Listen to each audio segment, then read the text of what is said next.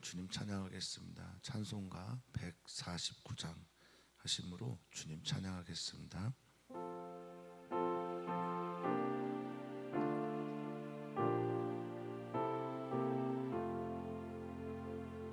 주 달려 죽은 십자가 우리가 생각할 때 세상의 옷간 욕심은 헛된 줄 알고 버리네. 죽으신 구주 밖에는 사랑을 말게 하소서. 보혈의 공로 힘입어 교만한 마음을 버리네. 못 박힌 손 밟으니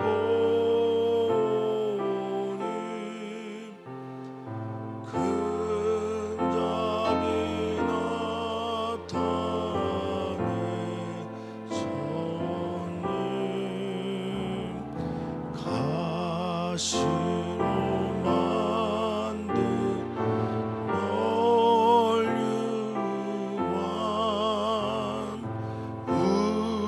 우리를 위해 쓰셨네. 온 세상 만물 가져도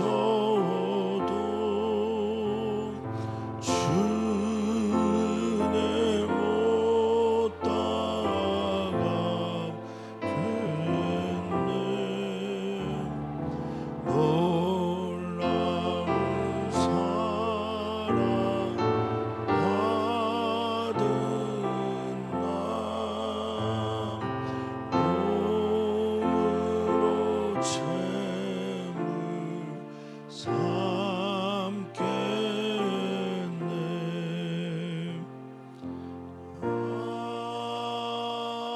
아멘.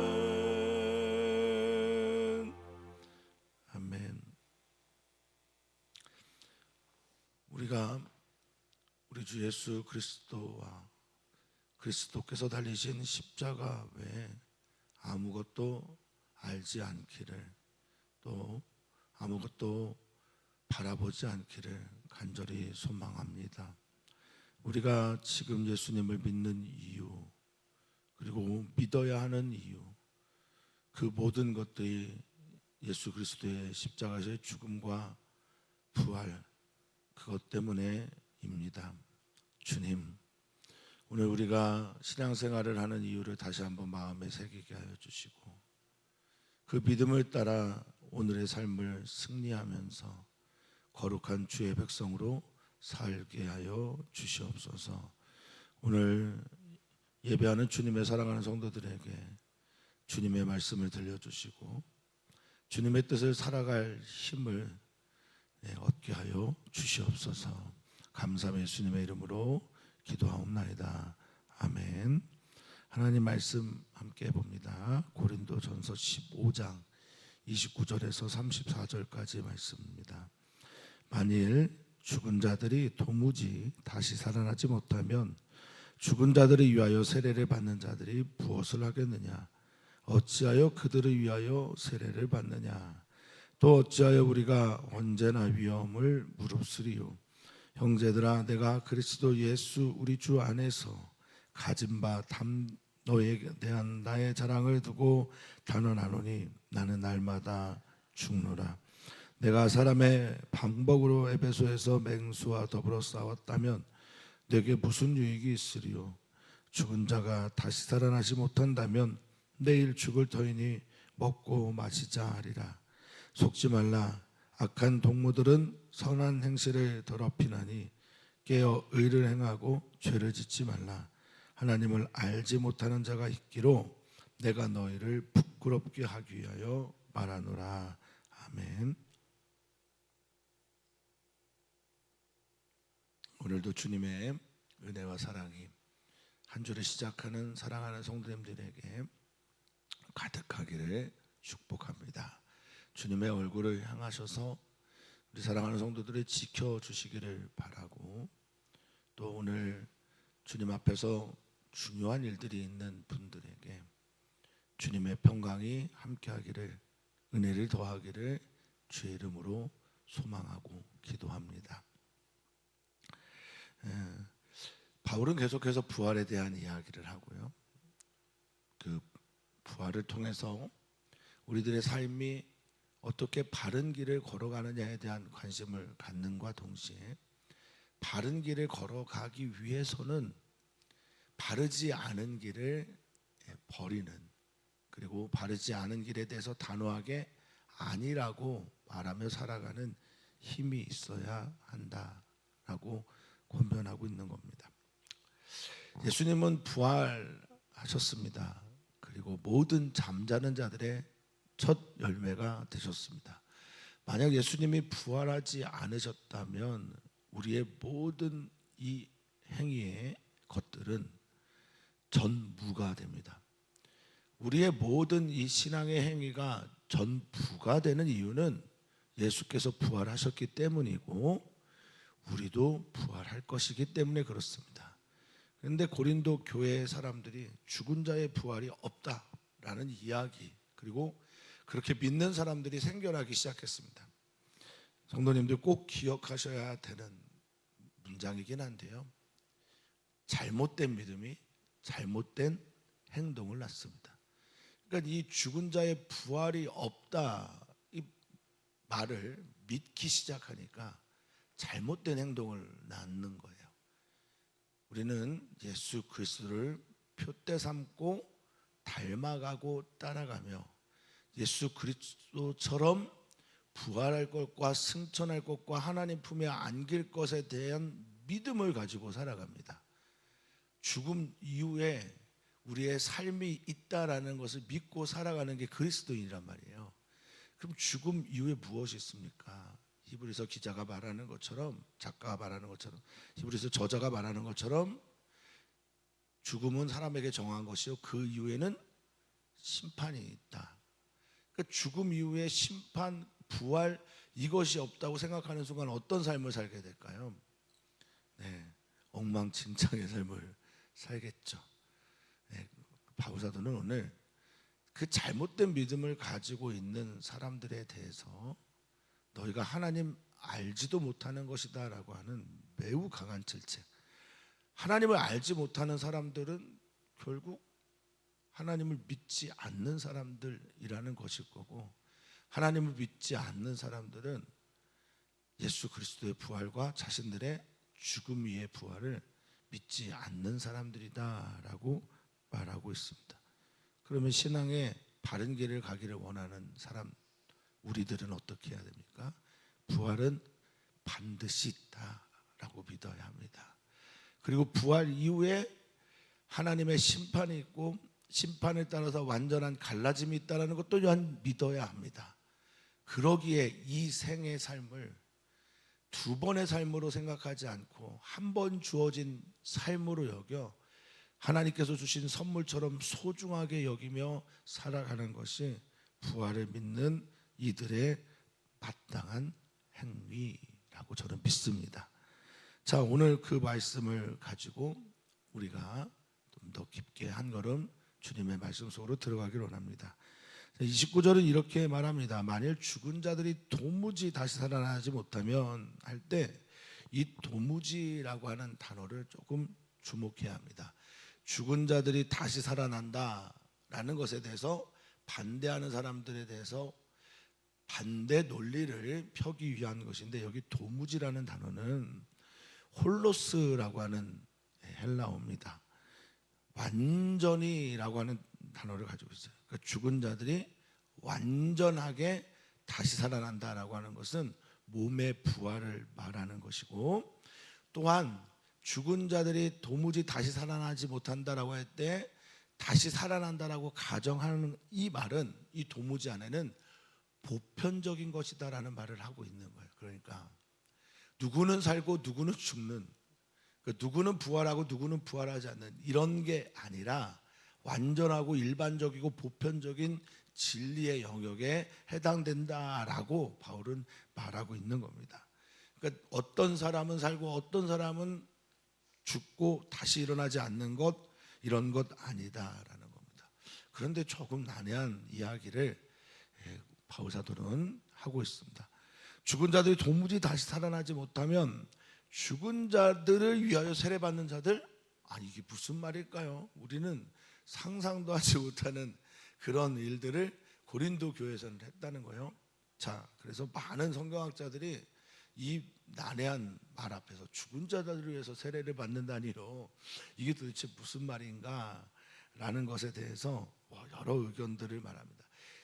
당시에 초대교회에서는요, 바로 세례를 베푸는 경우가 없었습니다. 물론 빌립 집사님이 에티오피아 간다게 대시를 향해서 바로 그 자리에서 세례를 베푸는 경우도 있었지만, 어느 정도 교회가 되어져 가는 과정에 겪으면서 너무나 거짓 믿음의 사람들이 많았던 거예요.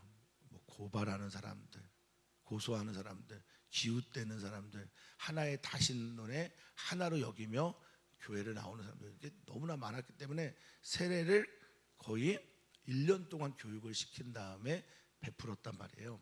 그러니까 그 안에 죽은 사람들이 있었어요. 그 안에 죽은 사람들은 어떻게 합니까? 주님을 믿기로 하고 또 결단하고 세례를 받기 전까지 교육을 받고 있다가 갑자기 돌아가신 분들이 계시는 거예요. 그럼 어떻게 해야 할까요?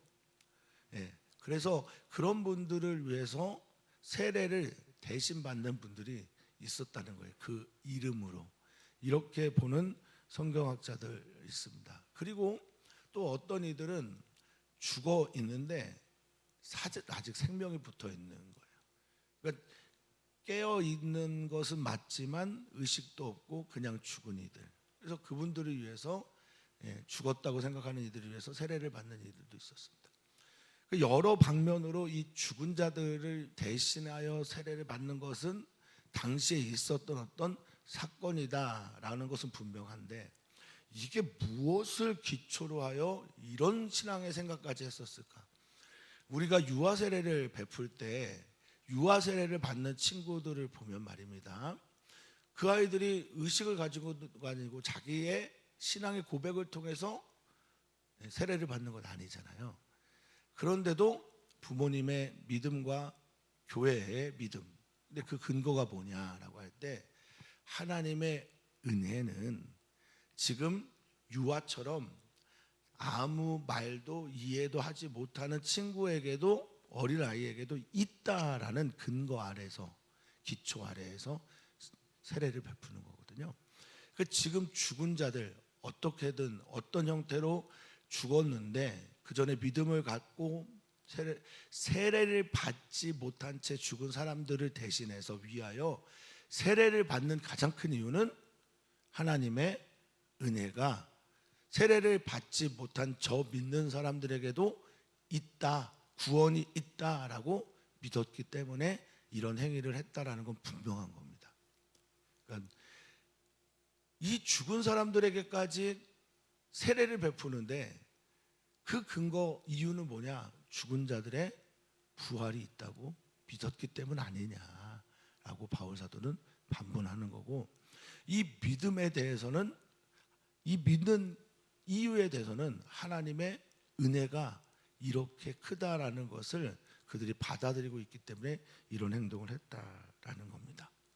그러니까 이런 엉뚱하고 어떻게 보면 이해할 수 없는 행동까지 하는데 그만큼 뭐가 중요하다는 겁니까? 죽은 자들의 부활이 중요했다라는 거죠. 진리였다는 거죠.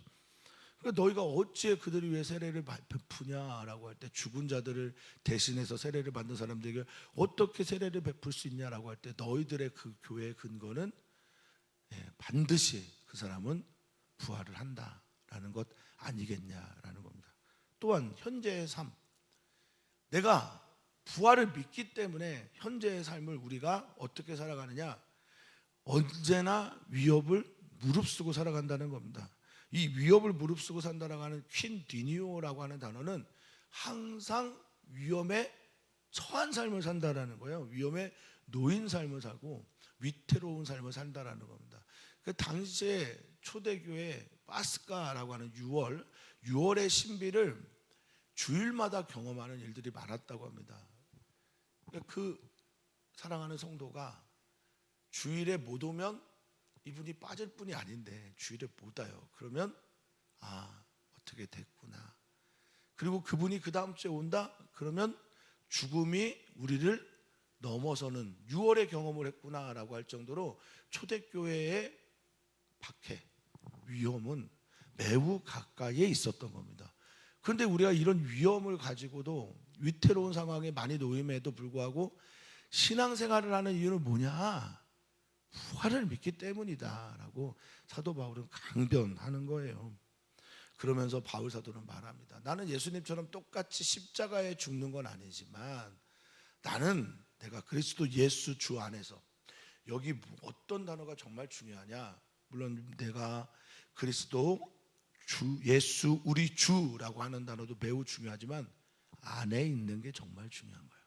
안에 있다라는 건 함께라는 것이기 때문에, 그에게 속해 있다라는 것이기 때문에, 그분이 나를 은혜로 받아주셨다라는 것이기에 우리는 주님 안에서 다시 태어난 자이며 주님과 함께 살아가는 자라는 믿음이 바울 사도에게 있었기 때문에 이렇게 표현한 겁니다. 그리스도 예수 우리 주 안에서. 사랑하는 성도님들도 오늘 사랑하는 성도님들의 모든 삶의 여정이 우리 주 예수 그리스도 안에 있음을 믿으셨으면 좋겠습니다. 그러기에 바울 사도는 나 죽어도 괜찮아 라는 고백과 함께 내가 가진 바, 내가 소유하고 있는 내 안에 있는 자랑, 이 자랑은 기쁨과도 함께거든요. 내가 지금 이 자랑하고 기뻐하는 카우케시스라고 하는 이 단어, 내가 지금 이걸 너무 기뻐하는데 그 기뻐하는 기쁨과 자랑이 뭐냐? 내가 날마다 죽는 거라는 겁니다. 나는 오늘 죽어도 괜찮아. 왜? 나는 부활을 믿기 때문이다 라는 겁니다. 그러니까 바울 사도는 자랑하는 게 내가 매일 날마다 죽는다라는 것이었어요.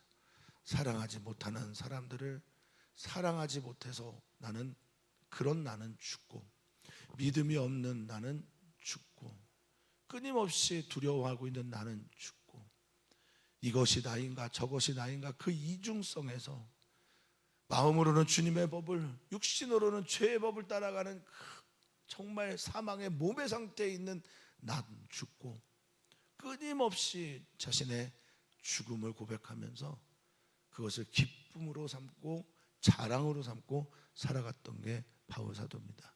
똑같이 십자가에서 죽는 건 아니었더라도 예수 그리스도의 그 안에서 나는 죽습니다. 날마다 죽음을 자랑합니다 라고 말하고 있습니다.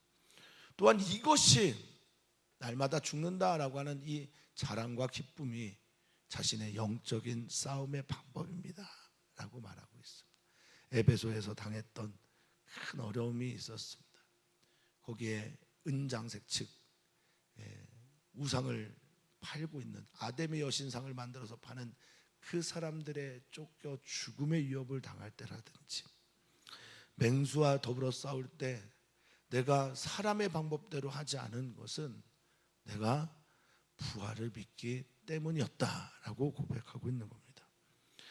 내 싸움의 모든 방식이 사람의 방법대로 하는 것이라면 내게 무슨 유익이 있겠습니까? 사람의 방법은 무엇입니까? 내 힘으로, 내 지식으로, 내 능으로, 내가 가지고 있는 어떤 것으로 그들을 짓밟는 것, 그들 위에 군림하는 것, 이게 사람의 방법 아니겠습니까? 근데 그런 것 가지고 나는 이기지 않았다라고 말합니다.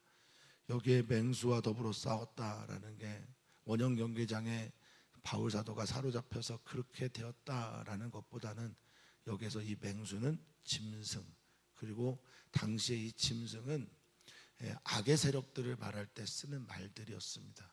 그러니까 자신을 죽음으로 몰아가려고 했던 아데미 여신상을 만들었던 그 모든 사람들에 대해서 나는 사람의 방법으로 싸우지 않았다라는 겁니다.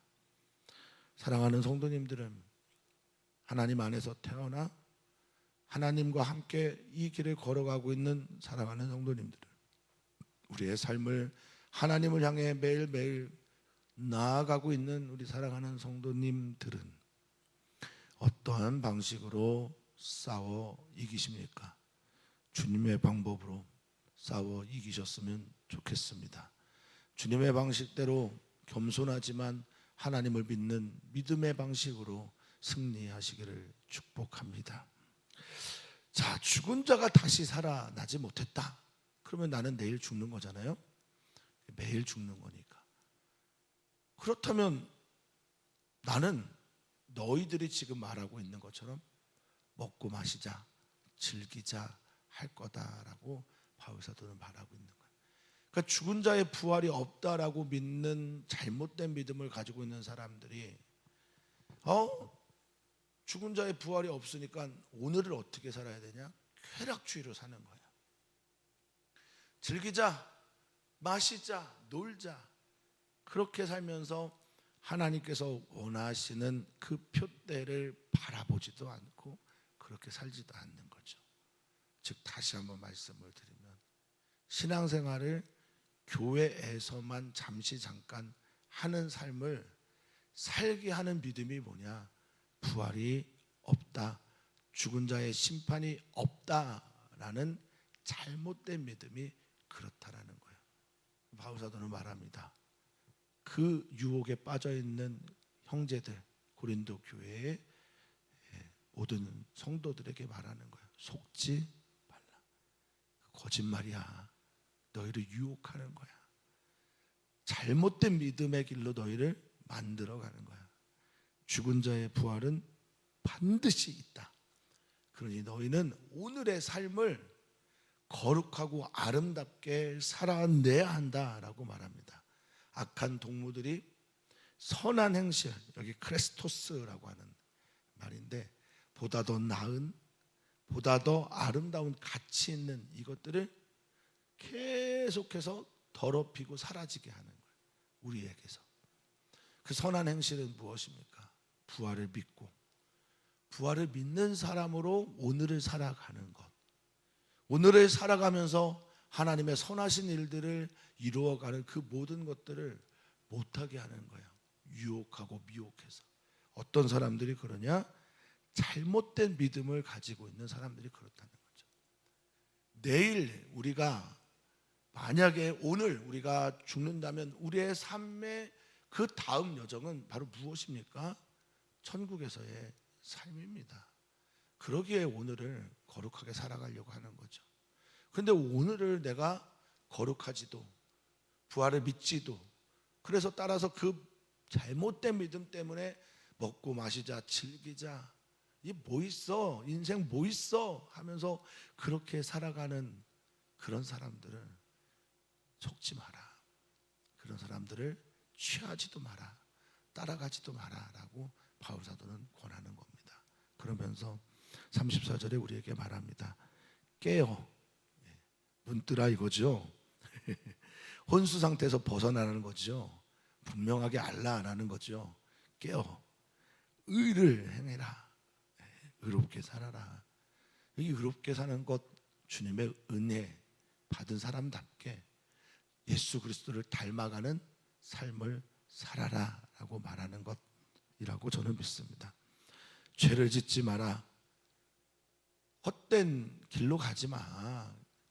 하나님께서 주신 이 목적에서 벗어나지 마라고 강하게 권면하고 있습니다. 자, 그리고 그들에 대해서 뭐라고 말하고 있습니까? 부활을 믿지 않는 사람들, 부활을 믿지 않기 때문에 사람들을 꿰어서 잘못된 길로 가게 하는 사람들을 뭐라고 말하고 있느냐? 하나님을 알지 못하는 자라고 말하고 있습니다. 하나님의 사랑을 모르는 자, 하나님의 능력을 모르는 자, 하나님이 우리를 사랑하시고 하나님의 능력이라면, 이 세상을 만드신 하나님의 능력이라면, 이 우주를 다스리시고 통치하시는 하나님의 능력이라면 부활, 이거 어렵겠습니까?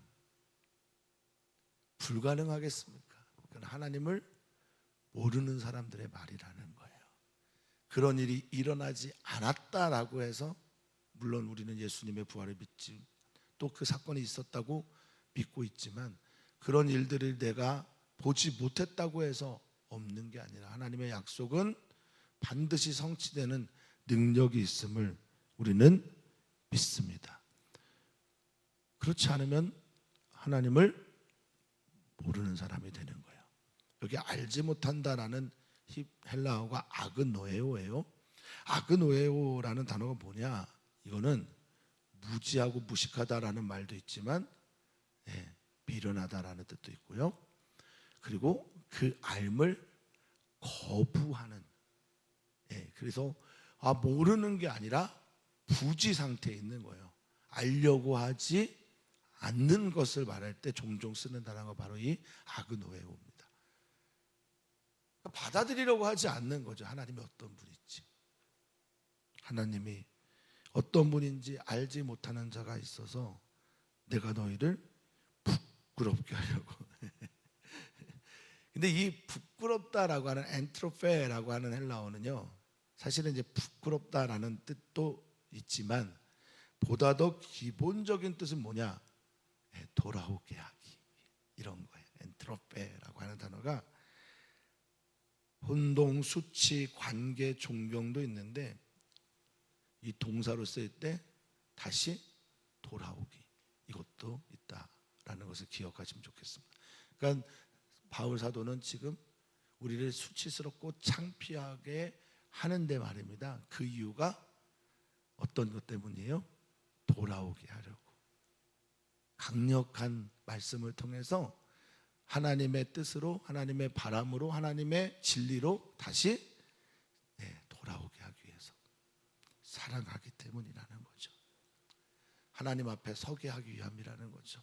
하나님께 등 돌렸던 사람들이 하나님을 마주 보도록 이 편지를 보낸다라는, 부활은 매우 중요합니다. 그리고 진리입니다. 그리고 우리는 그 진리를 믿고 오늘을 살아갑니다.